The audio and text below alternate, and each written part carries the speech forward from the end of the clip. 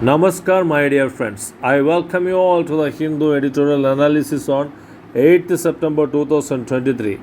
Well, the idea of isolating the junta military in Myanmar for the ongoing violence, even after reaching a plan with the Association of Southeast Asian Nations, the 10 member Asian nations had entered into a plan in April 2021 with the junta military to stop the violence.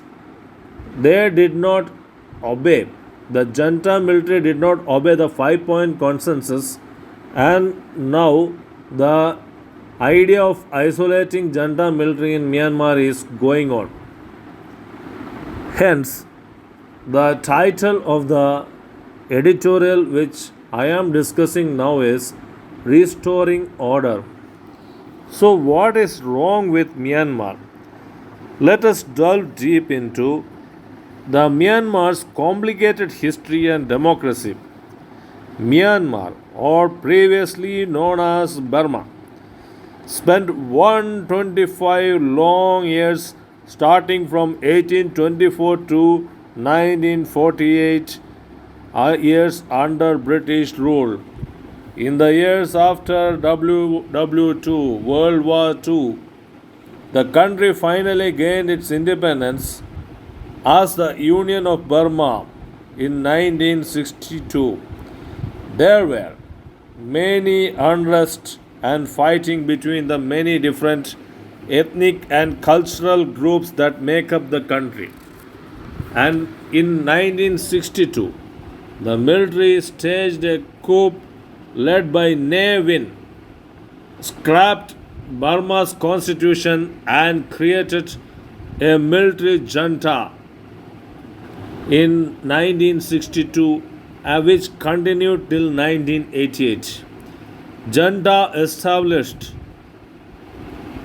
Junta means military government. Then followed a one party state headed by BSPP. It wasn't until 1988 that its power truly challenged by a nationwide protest movement. The uprising began in 1988. It was started by students. The movement spread to hundreds of thousands of protesters, and Aung San Suu Kyi emerged as the leading voice. Aung San Suu Kyi is the daughter of Aung San, known as the father of the nation, and a key player in the push for independence from British rule in Myanmar. However, within a few months, the protests were crushed, thousands of people were killed, and the military once again seized power. In September 1988, Aung San Suu Kyi was placed under house arrest, where she remained for 15 long years. During that time, though, she still did continue to push the change with her political party, the National League for Democracy, eventually earning a Nobel Prize in 1991. It wasn't until the late 2000s that the military announced it was going to start moving towards a more democratic system of government. 2008 international community pressurized the military to make changes. However, the 2010 elections was surrounded by accusation of interference and fraud. The accusation of interference and fraud from the military was evident.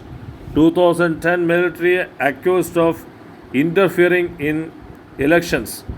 The election was actually boycotted by Aung San Suu Kyi's NLD party. Perhaps unsurprisingly, the military was replaced by pro-military party called the USDP in 2010. So, not exactly a free and open elections as everyone thought Therefore, in 2015, Myanmar actually held its first free and open elections and the Suki's NLD won in a landslide. The constitution actually blocked Suki to become president because she has kids who are citizens of another country. So she had to settle for the title of state councillor but was recognized by everyone as Myanmar's actual leader. Military still had a lot of political power. Military shared power because the 2008 constitution guaranteed that they would keep control over lots of key areas. Plus, they would also be guaranteed 25% of the seats in parliament, no matter. The military blocked most of the reforms like immigration, judiciary. That is why military staged coup now. In 2021, it staged coup and Aung San Suu Kyi has been talking about removing military from parliament and taking away their political power. In 2020 election, NLD won again. The goal of removing military from power was closer.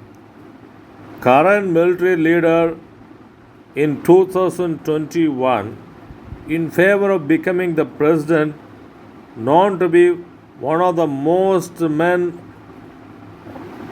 wanted men on crackdown by the Rohingya people, a Muslim minority group in Myanmar. Rohingya living in the Rakhine region were displaced.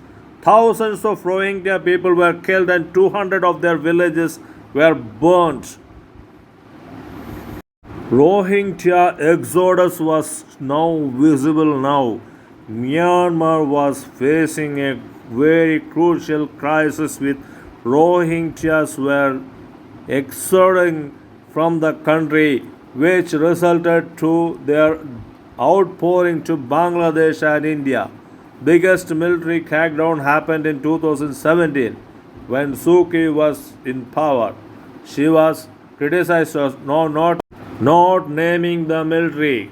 So the days of peace, unrest, and disturbance now culminated in Asian countries taking a stance against the junta military and isolating them for their humanitarian violences.